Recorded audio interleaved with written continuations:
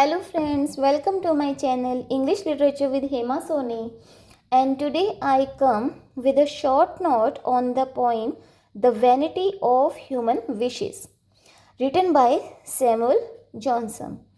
तो Samuel Johnson की लिखी हुई ये पोइम है the vanity of human wishes. इसमें है कि जो ह्यूमन विशेस हैं वो वेन है। वेन मीन्स फ्यूटाइल हैं, यूजलेस हैं। The vanity of human wishes is a poem by Samuel Johnson. This poem, the first work to bear Johnson's name on the title page, was published in January 1749. तो ये पहली poem है जिसमें Johnson ने title page पर अपना नाम दिया था और ये 1749 जनवरी में पब्लिश हुई थी। ये एक MCQ क्वेश्चन भी यहाँ बन सकता है कि विच पोइम फॉर इसमें कि जॉनसन ने द फर्स्ट टाइम जो जॉनसन ने अपना नाम किस पोइम पर दिया, तो the vanity of human wishes मतलब इससे पहले जितनी भी उसने पोइम्स लिखी हैं उसने अपना नाम नहीं दिया। The poem is described as an imitation of the 10th satire of Juvenal now. तो अभी इस पोइम को कैसे डिस्क्राइब किया जाता है कि जुवेनल सेटायर का ये एक इमिटेशन है। ये जो सेटायर हैं इनको 3 टाइप्स में डिवाइड किया गया है और ये तीनों टाइप्स इन सेटारिस्ट के नाम पर ही दिए गए हैं। उसमें से एक है Juvenal satire. The 18th century was a great age of satires in prose as well as in poetry. तो 18th सेंचुरी को सेटायर की सेंचुरी ही माना जाता है। इसमें प्रोज और पोइट्री पर सेटायर दिए जाते थे। But the vanity of human wishes is not a satire in this sense. It is a serious reflective poem in the nature of a moral satire. ये एक सीरियस और रिफ्लेक्टिव पोइम है। किस nature में? एक मोरल सेटायर के nature में। This poem focuses attention on the vanities. Vanity means futility, uselessness मतलब of the world, the futility of human powers, pomp dignity and splendour. Pomp dignity and splendour मतलब जो human की जो शान शौकत जो है उस पर। तो ये सारी चीज़ें क्या हैं? ये एकदम फ्यूटाइल हैं, बेकार की हैं, वेस्ट हैं। It also focuses attention on the vagaries. Vagaries means uncertainties, जो सर्टेन नहीं हो, निश्चित नहीं हो। तो it focuses attention on the vagaries of fortune, the uncertainty of hope and the frailty of pleasure. Frailty of pleasure means जो pleasure की जो weakness है, frailty means weakness या defect. The aptness ambition to rise and the probability to fall.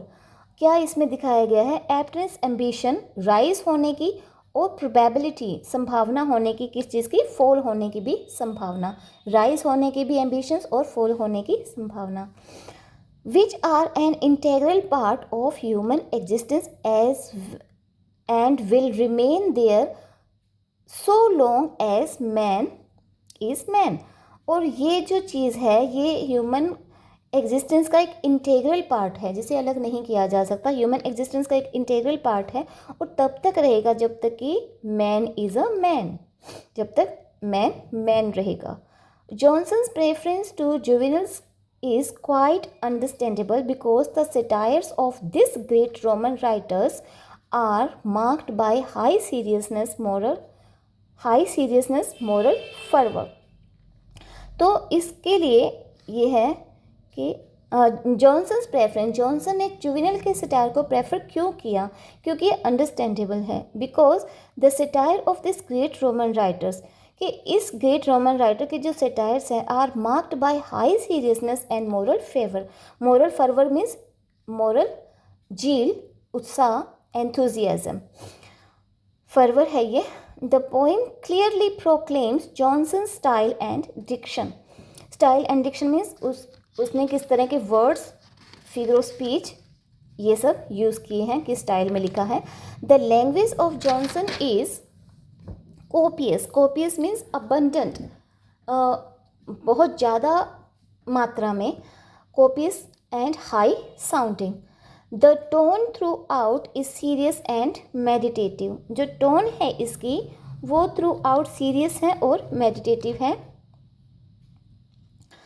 rising at times to the pitch of the rhetorical and declamatory।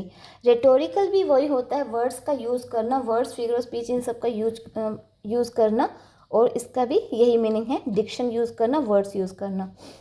This poem is written in heroic couplet are accredited vehicle of 18th century in all kinds of satirical, moral and philosophical poetry। और ये क्या है, accredited। accredited means जिसको पूरी तरह से credit दिया जाता हो, मतलब जिसको जो पूरी तरह से एप्ट हो, सुटेबल हो, हिंदी में मान्यता, जिसको पूरी मान्यता मिली हो। वाइकल यहाँ मीनिंग आएगा मीडियम से, तो ये कैसा मीडियम है, it is the vehicle of the 18th century in all kinds of, तो all kinds of satirical, moral and philosophical poetry. तो ये चीज़ जो है इन सभी टाइप की पोइट्रीज के लिए एक मीडियम का काम करता है। The poem thus represents the highest watermark of Johnson's poetic genius and craft. ये जो है डॉक्टर जो सैमुअल जॉनसन है, उनके जीनियसनेस को और उनकी क्राफ्टशिप को बहुत, उसके लिए एक वाटर मार्क है। मीन्स ये पोएम एक वाटर मार्क है जिसमें उनकी जीनियस, उनका जो जीनियसनेस दिखती है और उनकी क्राफ्टमैनशिप दिखती है।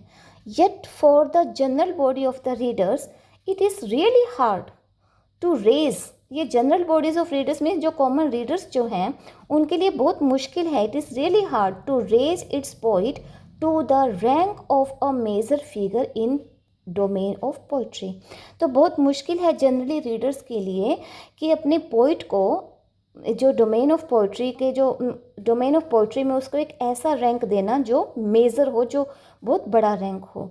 तो it is really hard to raise its poet, अपने पोइट को रेज करना, to the rank of a major figure, एक बड़ा फिगर बनाने में, in domain of poetry, poetry के डोमेन में उसे एक बड़ा फिगर बनाना रीडर्स के लिए बहुत मुश्किल होता है, और इसके लिए पोइट को बहुत ज़्यादा काम करना पड़ता है। So this is completed, and if you like this then please press the button like, subscribe and share it with your friends, and the next we will do Thomas Gray, a short note. This is also a short note. Thank you.